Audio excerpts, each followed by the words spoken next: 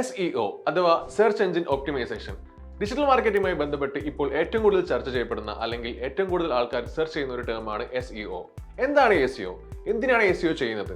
എന്താണ് SEOന്റെ importance? Hi, I am Sachin, നിങ്ങളുടെ SEO ട്രെയിനർ ആണ്. ദിവസം കൂടുന്തോറും ട്രെൻഡിംഗ് ആയിട്ട് വരുന്ന ഡിജിറ്റൽ മാർക്കറ്റിംഗിലെ SEO എന്ന് പറഞ്ഞ ടോപ്പിക്കിനെ പറ്റിയാണ് നമ്മൾ ഇന്ന് ഈ വീഡിയോയിൽ ഡിസ്കസ് ചെയ്യാൻ പോകുന്നത്. So what is SEO? എന്താണ് SEO? SEO എന്താണെന്നതിന്റെ കറക്റ്റ് ഡെഫിനിഷനിലേക്ക് നമുക്കൊന്ന് പോയി നോക്കാം.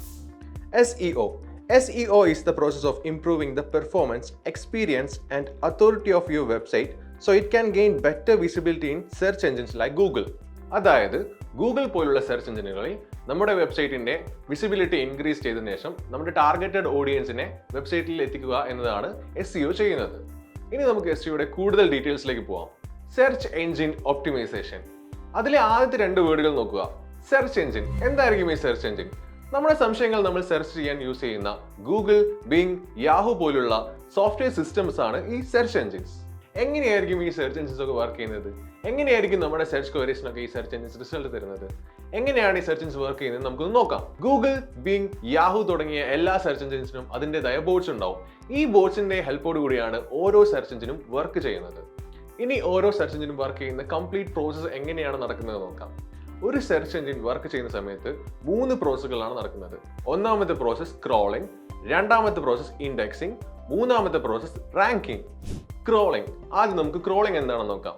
നമ്മൾ നമ്മുടെ ബിസിനസിന്റെ വെബ്സൈറ്റ് സെർച്ച് എഞ്ചിനിൽ പബ്ലിഷ് ചെയ്യുന്ന സമയത്ത് ഓരോ സെർച്ച് എഞ്ചിൻ ബോട്ട്സും നമ്മുടെ വെബ്സൈറ്റിലെ ഡാറ്റ വന്ന് കളക്ട് ചെയ്ത് കൊണ്ടുപോകുന്നു. ഈ ഒരു പ്രോസസ്സിന് പറയുന്ന പേരാണ് ക്രോളിംഗ്. ഇൻഡെക്സിംഗ്. എന്താണ് ഇൻഡെക്സിംഗ് നോക്കാം. ബോട്ട്സ് വന്ന് ക്രോൾ ചെയ്തിട്ടുള്ള നമ്മുടെ വെബ്സൈറ്റ് ഡാറ്റ നേരെ വന്നിട്ട് സെർച്ച് എഞ്ചിൻസിൽ എത്തിക്കുന്നു. ഈ സെർച്ച് എഞ്ചിൻസ് ഈ ഡാറ്റയെ സ്റ്റോർ ചെയ്യുകയും ഓർഗനൈസ് ചെയ്യുകയും ചെയ്യുന്നു. ഈ ഒരു പ്രോസസ്സിന് പറയുന്ന പേരാണ് ഇൻഡെക്സിംഗ്. റാങ്കിംഗ്. എന്താണ് റാങ്കിംഗ് എന്ന് നോക്കാം. സെർച്ച് എഞ്ചിൻ ഇൻഡെക്സ് ചെയ്തിട്ടുള്ള അല്ലെങ്കിൽ അവിടെ സ്റ്റോർ ചെയ്ത് വെച്ചിട്ടുള്ള ആ ഡാറ്റയെ അതിന്റെ ഗൈഡ് ലൈൻസ് അനുസരിച്ച് അതിന്റെ ഓരോ സെർച്ച് ക്വയറിക്കും ഓരോ റാങ്കിംഗ് കൊടുക്കുന്നതാണ്. ഫസ്റ്റ്, സെക്കൻഡ്, തേർഡ് എന്ന് പറഞ്ഞിട്ട്. സോ അതിനെയാണ് നമ്മൾ റാങ്കിംഗ് എന്ന് പറയുന്നത്. ഇതുപോലെ ഓരോ സെർച്ച് എഞ്ചിനിലും ഫസ്റ്റ് പൊസിഷനിൽ റാങ്ക് ചെയ്യണമെങ്കിൽ നമ്മൾ വെബ്സൈറ്റിന് അകത്തും പുറത്തും കണ്ടന്റിലും ഇമേജിലും ഓരോ ഒപ്റ്റിമൈസേഷൻസും ഒക്കെ ചെയ്യേണ്ടതുണ്ട്.